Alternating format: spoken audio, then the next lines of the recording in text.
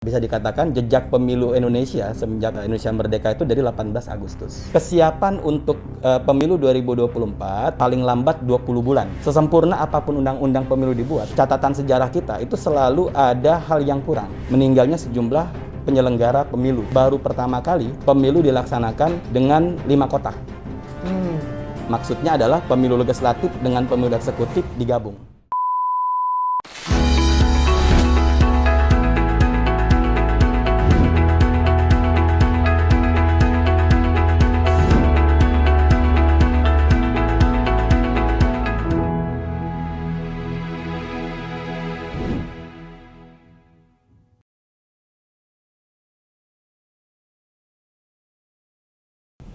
Kawan baik, jumpa kembali di Nur Iswan Channel. Kali ini saya kedatangan tamu, salah satu sahabat lama yang juga tidak atau jarang bertemu. Sekarang beliau menjadi komisioner Komisi Pemilihan Umum Republik Indonesia.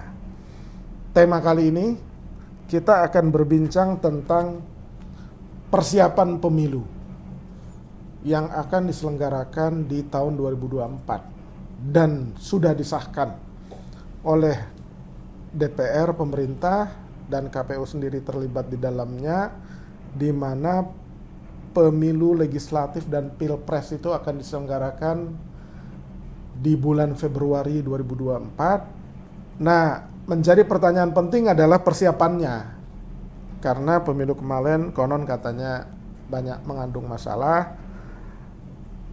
Gimana sejarahnya kok bisa ditetapkan dalam waktu yang relatively masih lama sebenarnya, Bang Firian? Ya. Bisa dijelaskan tuh, tiba-tiba kok masih di 2021 tapi jadwalnya itu udah ditetapkan ya? Ya, Bang Iswan, sebenarnya bicara kesiapan jauh hari atau tidak itu memang beranjak dari cara pandang kita terhadap demokrasi elektoral yang pertama kali dilaksanakan dari tahun 55. Catatan saya terkait dengan aspek penyelenggaraan, karena saya penyelenggara, kalau kita rujuk dari tahun 55 memang, atau katakanlah dari pertama kali deklarasi kita negara demokrasi dan itu harus ada pemilu sebagai salah satu cirinya, memang dilaksanakan dalam suasana yang tidak sepenuhnya siap. Oke. Jadi tanggal 18 Agustus dalam sidang PPKI 1945. Jadi ini pertama kali sebagai review, Bung Hatta itu sudah menyampaikan di sore hari saat itu di gedung yang sekarang dikenal Gedung Pancasila, kita perlu ada komite nasional yang dipilih oleh rakyat. Jadi itu jadi karena 17 Agustus kita merdeka, bisa dikatakan jejak pemilu Indonesia semenjak Indonesia merdeka itu dari 18 Agustus. Dokumentasi itu ada, dan kenapa saya katakan hal tersebut, karena ini penting. Setelah 18 Agustus, negara kita ini mencoba melaksanakan pemilu yang kemudian kita sama-sama ketahui baru terlaksana 1955. Dan seterusnya, itu terlaksana dengan suasana yang dalam tanda petik tidak dalam kondisi normal. Jadi 10 tahun kemudian, iya, baru ada pemilu pertama? Iya, sebenarnya Founding Fathers menginginkan Januari 46. Oke. Namun karena situasi pada saat itu kita sama-sama ketahui, bulan September 45 tentara dari Inggris datang, penjajah Belanda membonceng, tiba di Tanjung Priok, dan sejak September sampai dengan Desember itu suasana sebenarnya sudah tidak begitu baik. Kita pernah dengar Bung Karno pernah mau ditembak, Bung Syahrir juga pernah hampir celaka, sehingga Januari pindah ke Jogja. Dalam suasana yang tidak normal itu, pemerintah Indonesia berusaha melaksanakan pemilu. Namun karena dinamika politik nasional serta kondisi keamanan yang memburuk, barulah kemudian singkatnya terlaksana di 55. Jadi poin pentingnya adalah kesungguhan para Founding Fathers untuk melaksanakan pemilu itu luar biasa. Nah, terkait dengan tema tadi, Bang, DNA-nya penyelenggaraan pemilu di Indonesia ini ada satu persoalan serius di tingkat akar, yaitu menyiapkan tidak dalam bentuk yang normal dan cukup baik. Namun kondisi ini bagi kita sekarang kondisi yang normal. Contoh misalnya kita langsung masuk ke pengalaman kemarin. 2019. Pemilu 2019, setiap penyelenggaraan event bernegara itu kan harus ada regulasinya. Barulah itu menjadi dasar setiap elemen negara bekerja. Undang-Undang 7 tahun 2017 itu ditetapkan, disahkan dalam rapat paripurna terbuka di DPR itu tanggal 16 Agustus 2017. Oke. Di dalam undang-undang itu disebutkan penyelenggaraan pemilu persiapannya 20 bulan. Dan sebelumnya sudah disepakati waktu pemilu kita 17 April 2019. Jadi kalau kita tarik 20 bulan itu jatuhnya 17 Agustus 2017. Jadi bisa dikatakan kesiapan kita itu secara formil hanya 1 hari. 16 Agustus langsung masuk ke tahapan. Undang-undang disahkan, 17 Agustus harus masuk tahapan. Misalnya ada yang bilang ya, kan bisa sebelum itu menyiapkan. Memang kami mengerjakan sebelum itu, tapi secara formil semuanya bisa dieksekusi setelah ada produk hukumnya. Dan itu keluar disahkan tanggal 16 Agustus 2017 yang lalu. Dengan persiapan 1 hari bisa dikatakan, kalau kita lihat dalam konteks manajemen pemilu, idealnya kan tahapannya itu perencanaan dulu, pengorganisasian dan pelaksanaan. Tapi yang terjadi kemarin itu bukan planning dulu baru doing, tapi planning by doing. Jadi merencanakan sambil melaksanakan. Dan ini kondisi yang sampai saat kemarin kita anggap ini kondisi yang wajar. 2014, pemilu 2014 dengan undang-undang yang ditetapkan tahun 2012, situasinya agak baik, Bang. Ada jeda waktu kurang lebih 3 bulan kalau saya hitung. Dari 3 bulan dari undang-undang disahkan sampai masuk tahapan hari pertama itu 3 bulan. Nah, zaman saya dengan teman-teman itu hanya 1 hari. Nah, kemudian ini menurut saya jadi salah satu akar masalah sejumlah persoalan-persoalan teknis. Karena KPU sebagai penyelenggara ketika undang-undang sudah ada baru bisa secara pasti bekerja. Ini kami ngapain saja? Apa yang harus KPU lakukan sampai detailnya? Kemudian kita tahu ada beberapa hal yang terjadi, termasuk misalnya catatan untuk pemilu 2019, baru pertama kali pemilu dilaksanakan dengan 5 kotak. Maksudnya adalah pemilu legislatif dengan pemilu eksekutif digabung. Pada saat itu kami sudah berkalkulasi memang akan ada masalah di tingkat teknis. Karena dengan 4 kotak suara saja, yaitu legislatif secara keseluruhan, itu sudah cukup menyita waktu, beban kerja yang besar di tingkat badan ad hoc, apalagi ditambah dengan pilpres. Jadi 5 kotak suara. 5 kotak suara. Dan kondisi ini memang harus dilaksanakan. Prinsipnya kalau KPU, apapun produk hukum setingkat undang-undang yang ditetapkan oleh pembentuk undang-undang, kami insya Allah melaksanakan sebaik mungkin. Sebentar. Tapi kan di 2019 punya waktu tahapan pemilu 20 bulan, buat orang awam itu kan sebenarnya lama. Artinya cukup gitu loh. Iya, catatannya begini Bang, kalau kita lihat pemilu ini kan ajang kolosal. Iya. Ajang kolosal, sangat besar sekali, pemilihnya hampir 200 juta, perintilan-perintilan teknisnya itu akan sangat terasa di hari pemungutan suara. Kalau masih sekarang, wah kan 20 bulan bisalah, misalnya begitu ya. Tapi faktanya kan sudah dilaksanakan di 2019 dan ada residu. Secara umum ada 2 residu dari 2019. Yang pertama disinformasi. Kalau disinformasi ini sebenarnya fenomena politik global elektoral. Jadi di berbagai negara, di Eropa, di Afrika, di Asia juga, setiap pemilu pasca 2014 itu disinformasi luar biasa.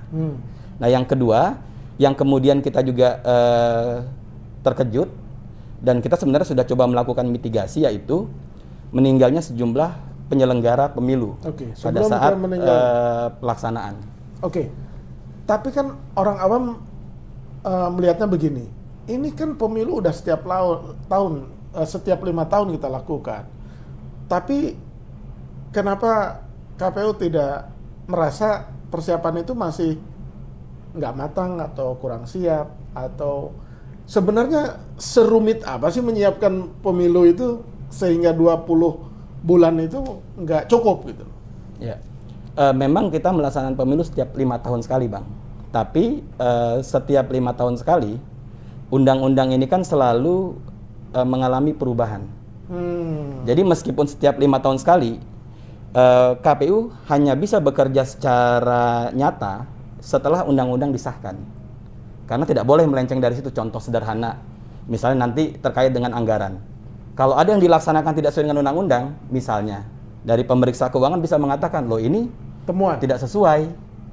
Nah, dari situlah sebenarnya secara ringkas, kami atau penyelenggara pemilu itu harus menunggu undang-undangnya dulu. Nah, hal baik sekarang, Bang, hal baik sekarang. Mengapa saya katakan hal baik? Sesempurna apapun undang-undang pemilu dibuat, catatan sejarah kita itu selalu ada hal yang kurang.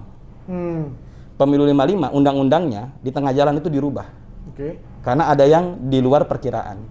Nah, di kita juga seperti itu. Maka kalau saya berpandangan, dan saya setuju, senang dengan keputusan dari pemerintah dan parlemen ketika Undang-Undang 7 2017 pada akhirnya tidak dilakukan perubahan. Karena tidak dilakukan perubahan, maka kita bisa mengambil ruang untuk menyiapkan dengan lebih baik di tingkat manajemen penyelenggaraan. Salah satunya adalah karena undang-undang sudah jelas, KPU sejak sekarang sudah bisa berkalkulasi. Jadi di masa setelah pemilu, kami menyebutnya biasa kalau dalam ilmu pemilu itu masa post-elektoral atau post-election, kita melakukan evaluasi sudah terukur. Mengapa terukur? Karena undang-undang tidak dirubah, sehingga kita sudah bisa dengan pengalaman masa lalu yang baru kita lakukan, kita bisa tahu, oh kekurangan kemarin A, B, C, D. Nah ini kita apain? Begitu. Nah ini yang sekarang sedang kami evaluasi dan menyusun langkah-langkah untuk ke depan. Catatannya adalah, terlepas dari itu, kesiapannya harus sejak dini. Nah, apa yang dimaksud dengan kesiapan sejak dini? Nanti kita sambung lagi. Baik. Iklannya lewat dulu. Jadi nanti kita akan menyambung kepada persiapan dini tahapan-tahapan pemilu 2024. Sabar dulu.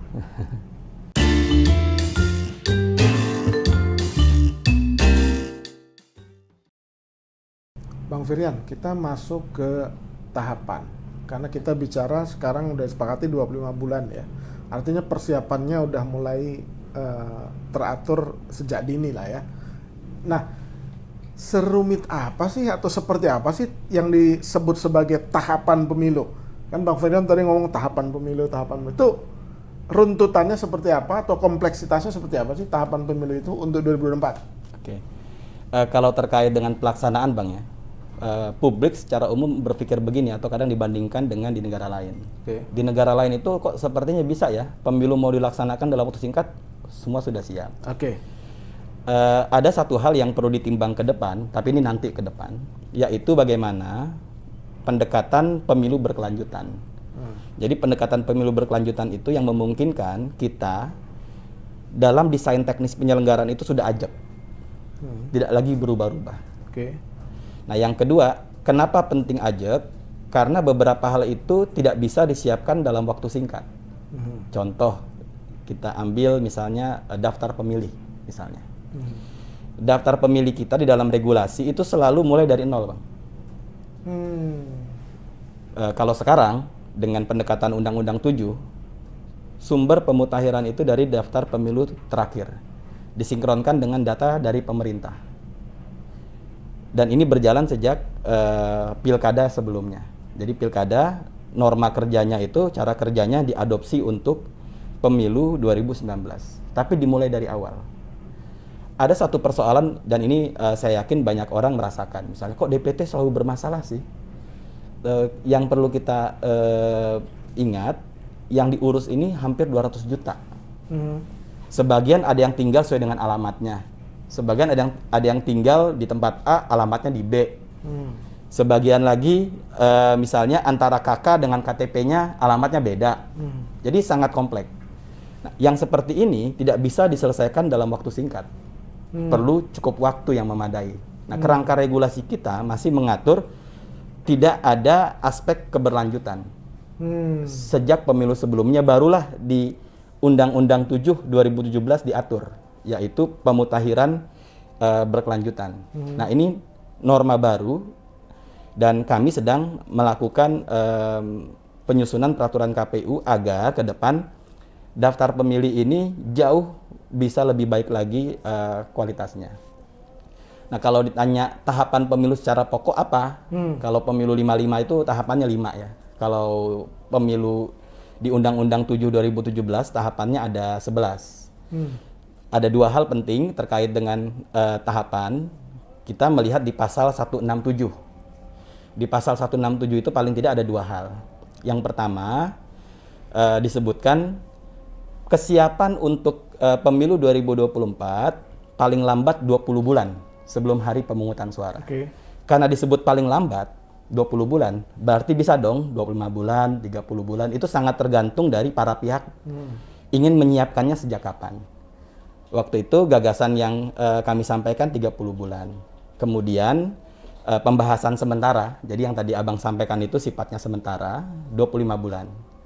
Tinggal nanti dalam beberapa waktu yang ke depan kami berharap ini bisa diputuskan secara formil, apakah tetap 25 bulan atau berapa bulan, sepenuhnya di para pihak pemerintah, Komisi 2 berembuk, kami tentu memberikan pertimbangan. Nah, kalau sudah disiapkan, ini untuk apa? Jadi misalnya di undang-undang disebut 20 bulan. Kenapa dibikin 25 bulan? Karena ada hal sederhana, misalnya, mungkin nanti di lain waktu ya Bang, terkait dengan aspek digital dalam pemilu. Bagi pemilih milenial, melihat pemilu 2019 misal kemarin, kok lama banget sih hasil diketahui? Tanggal 17 April kita udah nyoblos misalnya, baru 1 bulan kemudian kita dapat hasilnya. Padahal kan bisa lebih cepat nih misalnya, pakai IT. Nah, ungkapan-ungkapan seperti itu menjadi perhatian kami dan kita juga sesungguhnya ingin. Namun kerangka hukum pemilu masih menyebut prosesnya seperti itu. Nah, ke depan kita ingin percepatan. Nah, ketika ingin percepatan tidak usah jauh-jauh Bang, misalnya Bang Iswan membangun studio podcast ini misalnya. Beli alat, beli fasilitas sofa dan lain-lain, misalnya direncanakan 6 bulan sebelumnya. Misalnya Bang Iswan berpikir, oh ya sekian rupiah, nanti ya saya mau ada kerjaan dulu nih, misalnya pergi ke luar negeri atau ke daerah lain, ketemu sama timnya yang menyampaikan gagasan ini, hamin sebulan. Oke, silakan disiapkan, ini budgetnya misalnya. Pasti timnya itu sangat kelimpungan, mencari tim yang bagus siapa, membeli alat-alatnya juga kan bukan sekedar beli. Harus disiapkan, harus simulasi dulu. Pasti sebelum podcast kita sekarang ini kan sudah ada pengalaman sebelumnya. Oh ya kita latihan dulu nih sehingga hasilnya bagus. Kan perlu seperti itu. Memang hari H itu singkat, hanya 1 hari, tapi persiapan panjang. Nah contoh kedua Bang misalnya, kalau kita lihat pertandingan tinju atau pertandingan bola. Pemain-pemain handal, kalau main bola itu kan 2 kali 45 menit. Udah itu aja. Tapi kita lihat Cristiano Ronaldo misalnya, Lionel Messi, itu tiap hari kan latihan terus. Nah jadi analoginya seperti itu Bang. Nah sekarang bagaimana sih tahapan pemilu 2024? Kalau berbasis Undang-Undang 7 2017 itu dia ada 11 tahapan. Tapi secara ringkas kalau kita resum ada 5 tahapan pokok. Yang pertama pendaftaran pemilih, pemutakhiran data pemilih. Yang kedua terkait dengan peserta pemilu, mulai dari pendaftaran, partai politik, verifikasi, penetapan, pencalonan sampai ditetapkan. Yang ketiga kita masuk ke kampanye. Setelah masuk kampanye kita masuk hari pemungutan suara. Ujung masa kampanye ini ada masa tenang 3 hari. Pemungutan suara dan yang terakhir rekapitulasi serta penetapan. Tahapan-tahapan ini tidak secara formil belum memasukkan 2 tahapan yang sebenarnya signifikan, yaitu pengadaan logistik, kemudian membangun infrastruktur untuk teknologi informasi untuk 2024. Karena menjadi kebutuhan, bukan lagi keniscayaan, tapi ini menjadi kebutuhan yang mendesak sebenarnya. Ke depan itu mesti dilakukan secara digital pemilu kita.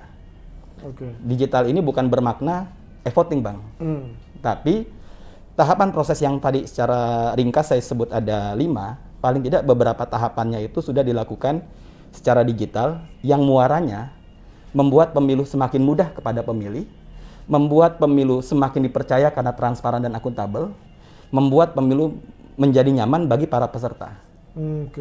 Dan ini bisa memitigasi potensi fraud dalam pemilu. Misalnya manipulasi hasil pemilu.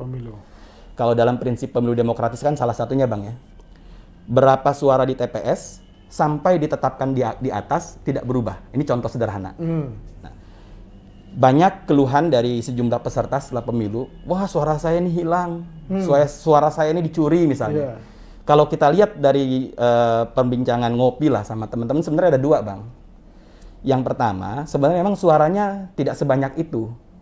Tapi mungkin oleh timnya, mungkin ini Bang, ditambah-tambahin. Ini sebenarnya segini Bang.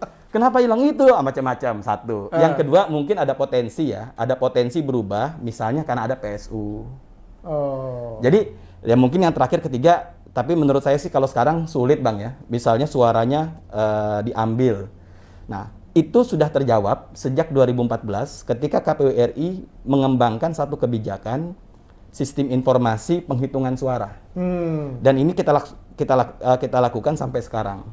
Jadi formulir hasil pemilu di TPS di-scan, dikirim ke kita, kemudian kita publikasikan. Sampai sekarang Bang Iswan misalnya punya teman atau mau tahu di TPS saya 2019 yang menang siapa? Itu sampai sekarang bisa diketahui. Tapi kemarin 2019 masih ada tuh orang di TPS-nya sekian, makin dia ke atas tuh suaranya makin hilang. Bisa ditelusuri Bang, ada dua kemungkinannya. Bisa itu ya? Bisa ditelusuri, karena kami lengkap. Mulai dari di TPS, di PPK, di KPU Kabupaten. Nah sangat mungkin yang tadi Abang sampaikan perlu juga dicek. Misalnya siapa, nanti bisa dicek tuh di TPS yang bersangkutan berapa. Bener nggak nih berkurang, dilihat di hasil kecamatan. Dari kecamatan bisa dilihat di hasil kabupaten kota. Itu bisa di-tracking, dan itu terbuka datanya. Nah, itu yang membuat dengan instrumen teknologi informasi, hal-hal semacam itu, katakanlah ini permasalahan-permasalahan manipulasi di masa lalu, sekarang sudah tidak bisa. Pertanyaan terakhir. Jika merujuk kepada kesepakatan yang sudah terjadi antara DPR, pemerintah, juga KPU, menurut Bang Firyan, persiapan sekarang itu sudah cukup memadai berarti untuk menyongsong 2024 nanti?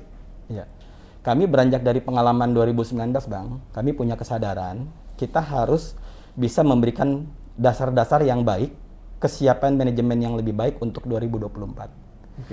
Paling tidak ada 3 hal. Yang pertama di tingkat regulasi, karena peraturan teknis yang akan menjadi dasar. Salah satu prinsip pemilu demokratis itu kan predictable prosedur, tapi hasilnya itu urusan pemilih. Nah, pada aspek predictable prosedur ini harus bisa diturunkan dari undang-undang ke PKPU, peraturan KPU, dari peraturan KPU ke aturan teknis, sehingga area permainannya sudah jelas di awal. Jadi sederhananya, ayo kita main bola sekarang tengah jalan, kita rubah dulu ya aturannya, kan itu kan nggak asik.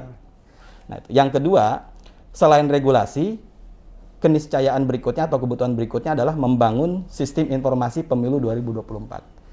Dan sekali lagi yang kita bangun ini untuk mengelola pemilih sekira 200 juta. Tentu tidak mudah.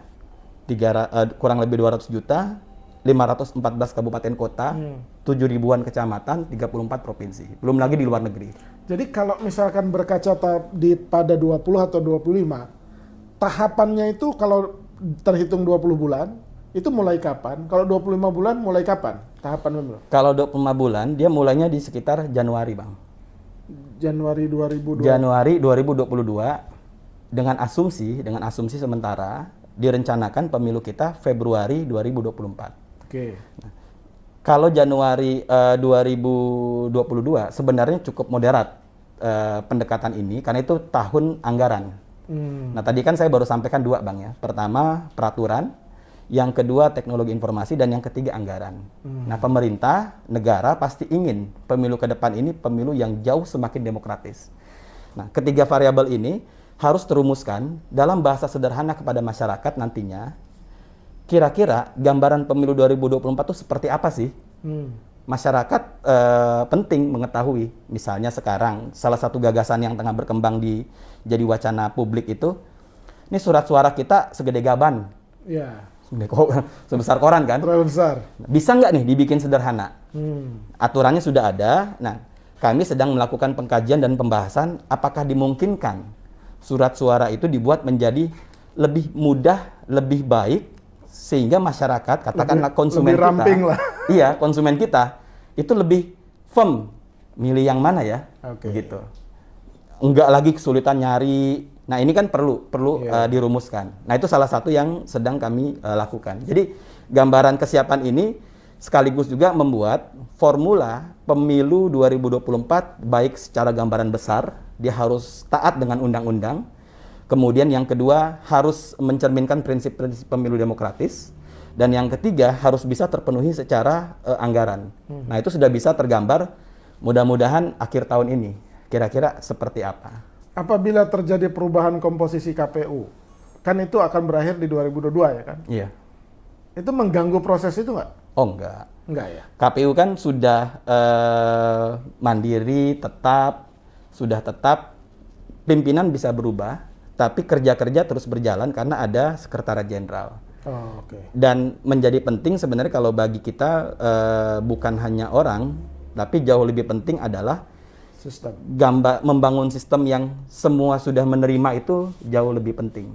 Jadi kita ingin kalau pesan putusan MK terkait dengan judicial review Undang-Undang 7 beberapa waktu yang lalu, pemilu Indonesia ini sudah saatnya dibuat ajak desainnya. Jadi misalnya Bang Iswan atau teman-teman mau maju sudah tergambar, oh nanti pemilunya begini, begini, begini, begini. Seperti itu Bang. Oke, terima kasih Bang Firyan. Ya. Kawan baik, itu tahapan pemilu 2024, walaupun masih lama, tapi memang penyelenggara sudah melakukan persiapan. Tema yang nanti akan dibahas dengan Bang Firyan itu adalah tentang jatuhnya banyak korban di 2019 karena kelelahan salah satunya. Nanti kita akan bahas berikutnya. Jangan lupa subscribe, like, share, dan komen di Nur Iswan Channel. Terima kasih.